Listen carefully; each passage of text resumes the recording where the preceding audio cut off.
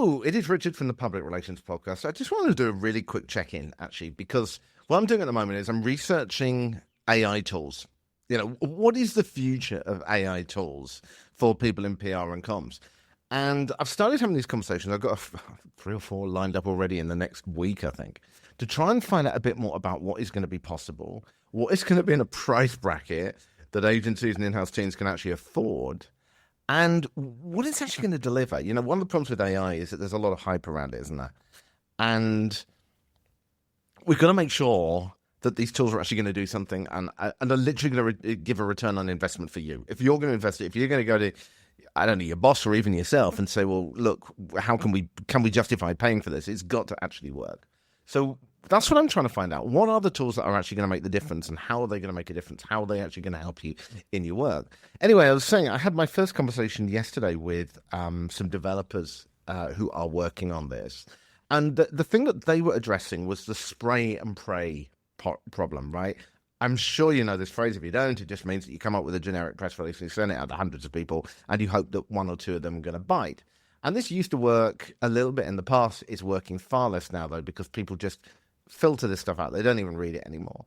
So there's a real need, particularly if you're in a really resource-strapped agency. And let's be honest, who isn't resource-strapped these days? There's a real need to try and turn these spray and pray pitches into personalized pitches that actually resonate with the person you're trying to reach out to. I mean, I still get so many pitches to the podcast which are just generic and aren't related to how I kind of do the show.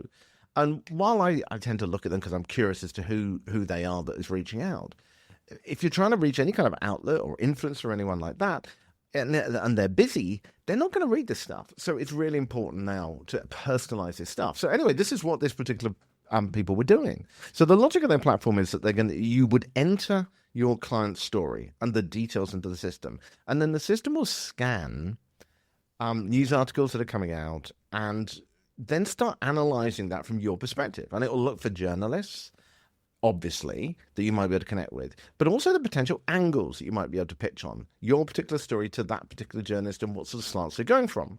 But then it would do more than that, because it would also look for trends in the publication and say things like, you might want to reach out to Jane Smith, because at this time of year, she always tends to cover this kind of thing.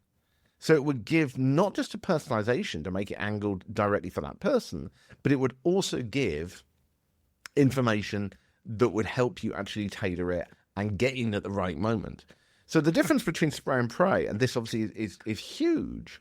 There's obviously no question that it's still going to need a human to check these things. But if you are in that cash-strapped or resource-strapped position, as I say, who isn't, then checking something is far quicker than just sending out a generic press release, which is likely to just not achieve the same things on the same level anymore. So you could achieve a lot more for your clients if you are personalizing things.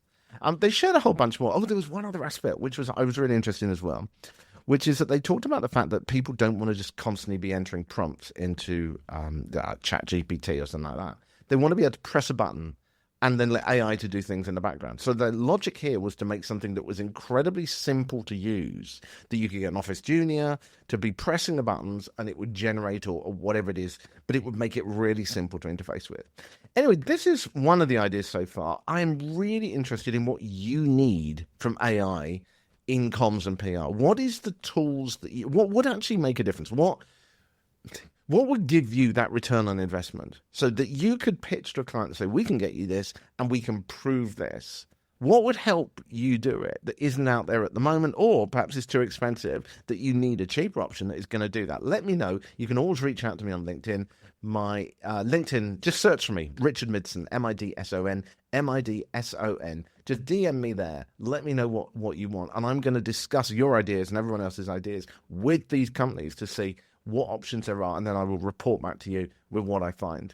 That's it for the moment. It's a bit of an end of the week quick update, but I'm going to try and do more of these sort of quick updates to make this more of a conversation, because the podcasting in the past has become a little bit static. There's tons of stuff, by the way, coming up. It has been a bit quiet for the past few weeks, I admit, but there's tons of stuff coming up over the next few weeks, so I will keep you up to date. Check in with you soon.